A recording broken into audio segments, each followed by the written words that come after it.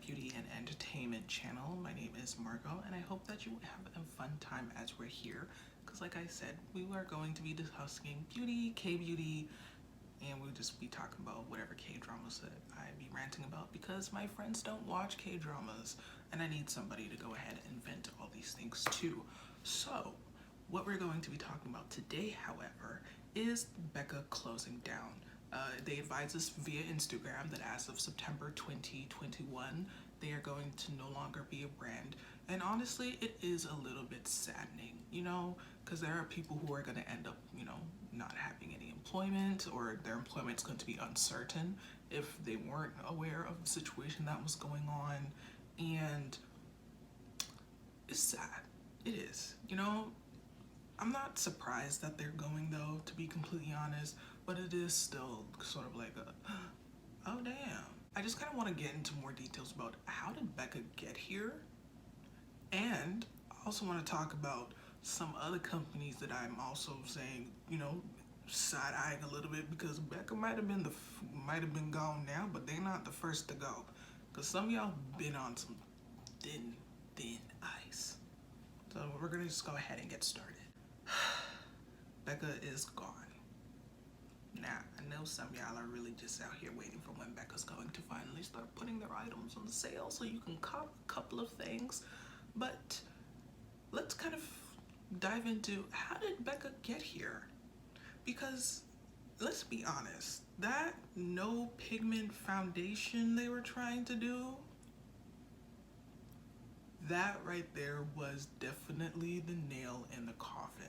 I know they were trying to do the gimmicky thing and try to keep on people's, talk, get into conversations, be the talk of the town, but y'all was laughed at.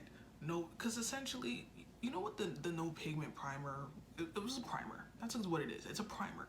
Like, I don't know how you make a no pigment foundation. And on top of that, what you did come up with was nothing more than Vaseline. It was Vaseline. That's what you were trying to repackage and sell.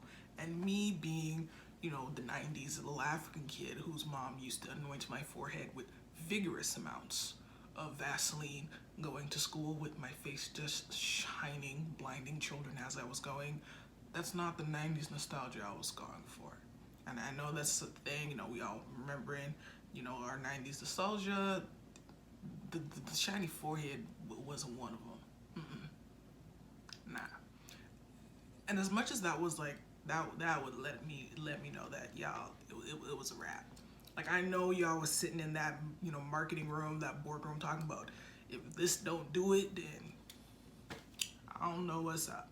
And I know there was somebody who probably did have a really good idea, but of course, y'all ignored them. So whoever you were that told them that the no pigment foundation was not a good idea, I hope you made sure that you sent your resume off on the quick and was like, peace out, because you done tried. They weren't trying to listen to you, and I know how that corporate environment works. But anyway, there's a lot of things Becca did wrong. That foundation was the nail in the coffin, but there was a lot that they had done wrong. And the thing that Becca really didn't do well was when Jaclyn Hill was their endorser. Like, they were, doing the collab with Jaclyn Hill, the champagne pop. They were really trying to ride on that champagne pop after they done fell out with Jaclyn Hill. And the problem is, you can't sustain yourself on highlighters. You can't. That's not what most brands that have still survived are doing. You have to have like a main staple product. Why are we coming to Becca? Becca, you became known as the highlighter company, which was great when everybody was looking for that blinded highlighted look. But like all trends, it eventually faded, and you faded along with it. And it's not like you didn't have good products. You had good foundations, blushes. You came out with those bronzers, which were actually really nice, but it's a little too shimmery for my personal taste. I would have preferred if you guys came up with a matte bronzer. Where's the matte bronzers? Y'all didn't do anything to try to keep relevant. You just sort of oh, ooh, Jaclyn Hill was a little, so a little much. Y'all didn't want that smoke. You were like, these influencers are a little iffy. And I get that. I completely understand that. Influencers were just a new kind of a thing. And, companies are y'all very much, if it ain't broke, don't fix it. That was not the move. That was the wrong thing to do. And you felt that. You need to have those influencers endorsing your product, constantly talking about your product to keep that relevance. Yes, I know. Jaclyn Hill, she a mess. But she's not the only influencer that ever existed. There's plenty of other influencers that you could have worked with. There's so much you could have done. You didn't make any sort of new products. You didn't make any innovations. You didn't work with anybody. And when you tried to work with influencers, you went to celebrities. Celebrity marketing don't hit the same way that it used to. These millennial kids, they're not like us kids from the 90s, okay? You can't have a celebrity on there and think everybody's gonna run towards it. And on top of that, the celebrities that you chose, no offense, I've got nothing against Chrissy Teigen, but who cares? I don't buy things because I don't really care about Chrissy Teigen's makeup style. Like, that's not something she's known for. She's just sassy with the clapbacks. That's not why we like Chrissy Teigen. What was that? And then you did the collab with Khloe Kardashian. Wrong Kardashian. I don't know if nobody was able to book on Kim because she was busy with the KKW. Kylie would have been way better. Like, Khloe, what were you doing with that? And it was just like, meh. Like, no innovation, didn't work with many influencers. You try to fall back on the celebrity influencer, not realizing that celebrity influencers just aren't a thing anymore. They don't hit the same like these younger influencers, the sitting in their homes, talking to a camera, that sort of closeness that people have. Come on. Like, you look at Morphe. Even with all the hot water and shenanigans Morphe gets into, Morphe was smart and they capitalized on the influencers.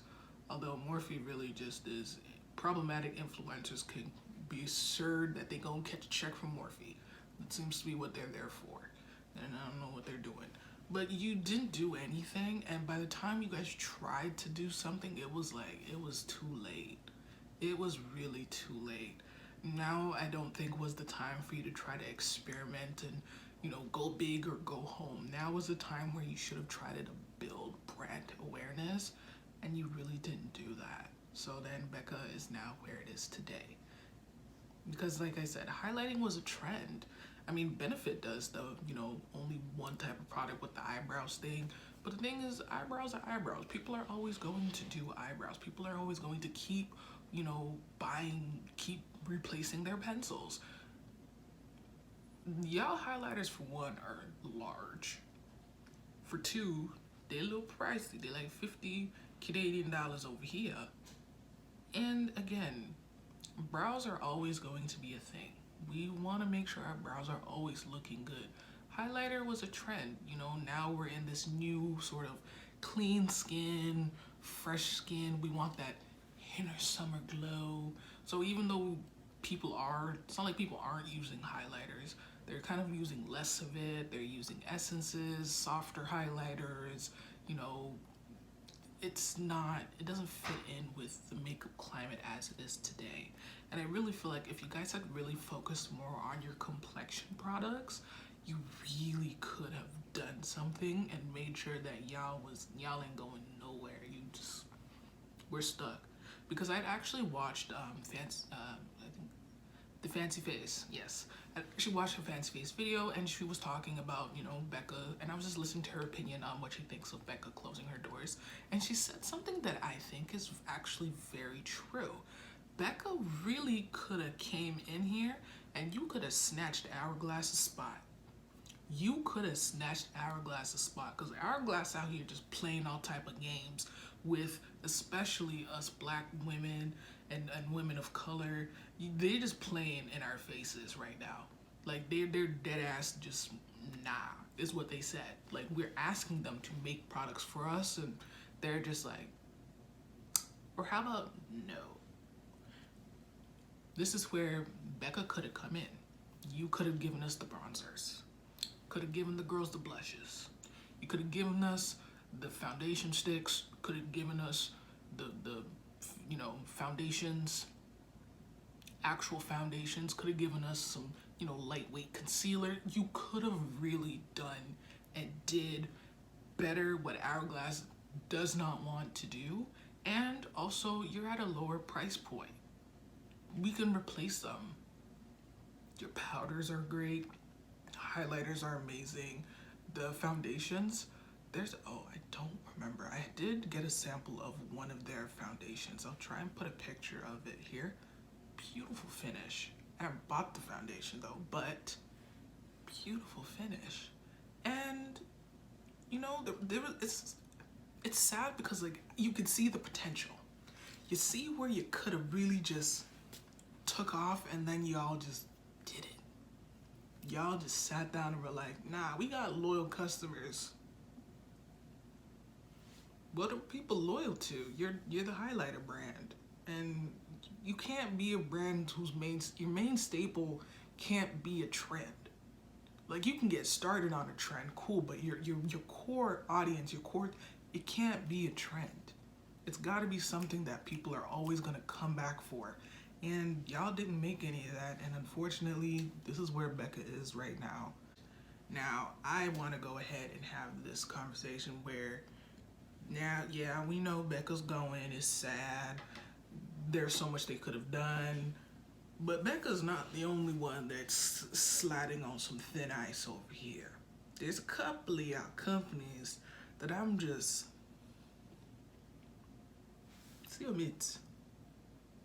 No, see your meat. See your friend, Becca. See. If you continue going, you will soon join them. You will soon join them. And on the first, Urban Decay. Ha! Urban Decay. How many times have I called your name? We're tired of the naked palettes. We're tired of the naked palettes.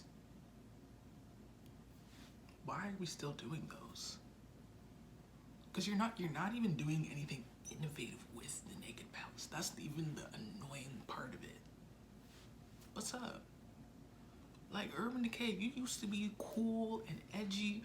Like Urban Decay was like that kid who was in high school, was cool, edgy, antisocial, doing the, I'm not like the normies type thing. And then you just grew up, had a couple kids, just boring. Just go to work, clock in, pay your bills, and sit down. That's it. Like you have lost your joy and way of life. And I will be completely honest, their newest launch, the Wild West palette, I kid you not, I thought that was somebody's imagining of what an Urban Decay palette should be.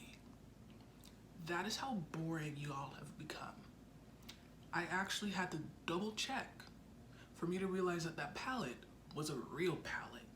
It wasn't somebody's just editing to what they wish Urban Decay was. That is where you people have fallen. I don't know if you can get up out the rut because that is the most interesting palette you've made by far, and yet still. The first half of the palette, why? It didn't need to be in a naked collection. You could have made its own collection, could have made blushes to go along with it. Like something like the Born to Run. That was a really great initial collection. I know y'all tried to make little bite-sized palettes to go along with it, and those weren't all of that. It didn't do as well, so you guys were like, ooh, let's stick to Tried and True. Tried and True is tired. Tried and True is ready to give up the ghost. So y'all need to figure something out, do something new. Because, I mean, hell, Mel Cosmetics done came in. They took your spot. Y'all were not. You're not that queen no more. You're not the girl. Melt came and snatched. They snatched you up, gobbled up, eaten, digested. Y'all need to figure something out. Now, these next companies, because I feel like these two companies are pretty much in the same boat, and Smashbox and Stila. Y'all had your little 15 seconds of fame, and then what happened? Like, I feel like we gotta do a, like, where are they now special? What's Stila doing? After the little glitter, liquid glitter shades, it's crickets from you. Smashbox, you add a little bit more. The primers were a good thing. What happened? I mean, I know the little snapshot shadows they weren't in. We didn't like those. And then you had the little pressed highlighter with the rose, and you did the liquid lipsticks, and that's pretty much it. There's nothing else for Smashbox. Stila's been, I don't know, I feel like y'all been on fumes. Like, quite frankly, I don't know how Stila's still here and Becca gone. That's really like how I feel about Stila. Like, I'm surprised Stila's still there and Becca. Ooh, you hanging on there, Stila, and I don't know what you're hanging on to, but y'all need to figure something out, cause it's crickets from the both of you, and you guys might end up singing your swan song too. I don't know.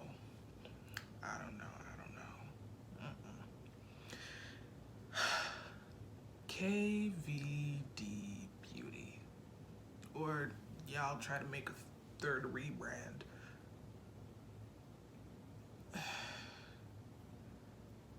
Let it go. Let it go. I know you don't want to rebrand the KVD. The brand recognition is strong. Y'all like, if it ain't broke, don't fix it. Stop. Let it go. Just let it go. Because now with the Latin, don't know why they speak Latin. Like, you would have been more culturally relevant if you... Anyway, let me not even give you guys any ideas. Why are you doing this? Let the KVD initials go. Let them go. Do a rebrand and do like a full rebrand, because you all keep doing these little tiny mini rebrands. You're wasting time. As Southern consumers, we're still looking at you and we're still calling you Kat Von D, when that is the reason why people weren't coming to buying Kat Von D. We don't want Kat Von D. We don't like Kat Von D.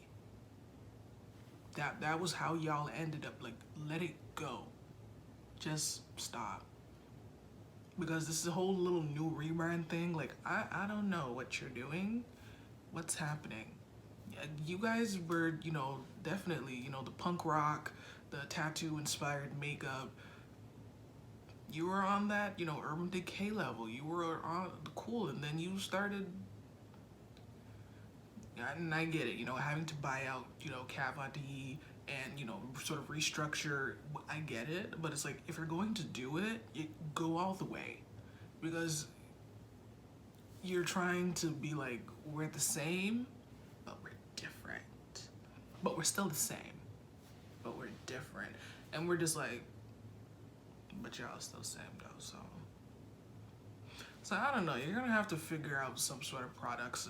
I see a little bit of hope. I mean, the new foundations that you all have come up with, the cream foundations, those look promising.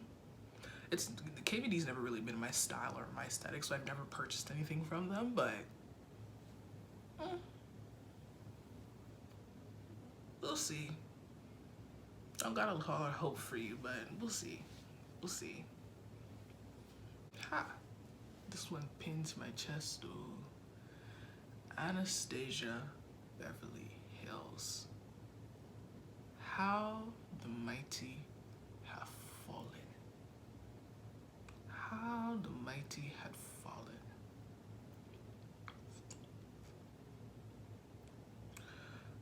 where do you go from here? Like, where do you go from here? Because y'all need to, I don't know. I don't know where y'all are gonna go from here. Because that whole Norvina thing, listen, those big Norvina palettes and the little palette, they be going on sale every 2 weeks. And I see them. What are you doing? The Riviera palette I see is on sale. The Alyssa Edward palette is on sale. There's just so much. Now, when you guys make a new launch, like, you've got to make sure it hits. It really needs to hit, or it's really gonna set a tone for decline. I mean, the little brow freeze and the icy highlighter that you came out with again, I feel like you could have done a little bit better with the highlighters, because that is not a universal highlighter. Don't try that. Please don't try that. That is not a universal highlighter. You could have recreated Amarizzi's, like the same formula for Amarizzi's highlighter, make a collection of them. Now, I don't know, y'all might not remember this, some of you was a little young, but remember when Anastasia Beverly Hills had those 2 highlighters, and the one was like a peachy color and the other one was like this sort of like champagne color called Hollywood, like way back when, these old. Those highlighters, those are amazing. Repackage those in the Amarizza formula that everyone loves and put them on out. We like those. Don't, if it ain't broke, don't fix it. You know, y'all kept putting out so much product and overwhelmed us that now we're not excited to hear from you. So the next couple of hits, they need to hit. Because if they don't, y'all just gonna decline and it's just gonna be sad to see you go. And this is something y'all did by yourself. That's the worst part about it. You did it to yourself. It's not something that was done to you. Dang, that is unfortunate. Another brand that is also kind of skidding on there, Buxom. Buxom, what are you doing?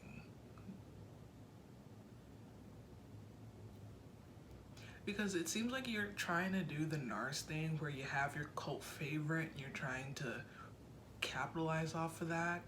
But unlike NARS Orgasm and, you know, the Benefit where there's one thing that they're just riding with, your cult favorite needs to be a staple. Becca's cult favorite was a highlighter and it was great when it was trending, but then when it was not, they struggled. For you, yours is the White Russian lip gloss, which is only suitable for lighter skin tones. And your aesthetic seems to be sort of like that glossy, you know, nude type thing, which, especially for this time, is perfect. Just, you know, glosses, maybe give us a little, you know, hydrating concealer. And for the eyeshadows, diversify it, okay? Give us the light nudes, give us the medium tones, and the rich. Okay, Huda Beauty already gave you all the print. Y'all can copy and paste. I'm not gonna complain. In fact, I'll be even intrigued. Why have I never bought anything from Buxom? Because Buxom has just kind of always been the not for dark skinned girls makeup brand for me. You're not really here for dark skinned girls. You're kind of like Hourglass, but Hourglass has like a strong, you know, customer base. You don't. So this is the time, a perfect time. The nude eyeshadows, the nude makeups, the soft whatnots, the fresh skin look. This is the time for you to really sort of step your game up. Give us the nudes. Give us the nudes. Because Jaclyn Hill is giving nudes, not for anybody darker than Toasted Almond. but she's got nudes. You're a staple.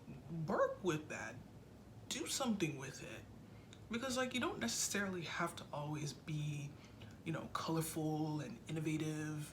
Actually, no, I lied. You have to be innovative, but you don't necessarily have to be a colorful brand. You can be, you know, bird, your basic everyday kind of wear, but put a new spin on that. Give us different types of nudes. Pink lip gloss, child. Anybody need to go to Buxom to get pink lip gloss? We can get pink lip gloss for like $2-3 at the beauty supply store. The Milani lip glosses. Hold on, let me just put this up here. These ludicrous lip glosses that are like $12-11. Amazing. Yeah, come on. You gotta do something with the lip gloss. You can't just be cult favorite and it's like you're outdated though. You're not bringing anything new to the table. So y'all need to be careful because you's on a slippery slope. And finally, this is the last brand that I want to go ahead and talk about, and this is Marc Jacobs Beauty. I done peeped that y'all have quite a couple of things going on sale all the time on Sephora. And you've recently launched this new foundation line talking about how, you know, inclusive, and yes, I put that in quotation marks, inclusive your foundation range is. Cute. You come up with a trio, and them trios, that only goes up to about your buff beige. Like toasted almond is left out in the wind. Warm honey isn't, that's not gone. What is that? Why do you brands do this? You'll make a good foundation range. You'll expand it, extend it, or come out the gate correct. But then it's like, now that we've made our foundation, like it's like foundation is like the token diversity for all you makeup brands. As long as you come up with a good foundation range, y'all done sit down and wash your hands and act like you deserve a pat on the back. No, you don't deserve a pat on the back. Like, do you know how weird you look making shades that go this deep, but then there's no bronzer for you to use? You guys have popular bronzers. Where are those? Don't have blushes for us to use. Where are those? Ain't no highlighters to use. Where are those? So I'm just supposed to put foundation in and go away? Like I can't make a full beat with your product. Like what am I supposed to do with that? Y'all can't be, stop it. Stop the nonsense. Stop it. Like I feel like, stop it. Because you do this and there's another brand. This is a drugstore brand. I know I said Marc Jacobs was the last, but I'm just gonna throw this in here. Physicians Formula 2. They be coming out with the, oh look, we're becoming more diverse. Y'all still don't have a butter bronzer that I could use on my skin tone. You don't. And if you do, hi, this is Editing Margot. Pleased to make your acquaintance. The reason why I'm here is because it turns out Physician Formula does have bronzers that are suitable for darker skin. I am just going to go ahead and post them here so you can take a look at them. However, unfortunately for them, $15 is not expensive for a bronzer, but you thought I was going to pay $15 plus $15 shipping plus taxes in Canadian dollars. Wow. No. So there's that on that. That butter bronzer that she made is only to be photographed upon Instagram because it ain't in the area store. There's no blushes to be used from Physicians Formula. And your eyeshadows. Oh Lord, oh Lord, oh Lord. Them packages are bulky. What are you doing? Anyway, that one is, by the way, I've never bought anything from Physicians Formula because I already knew where they stood.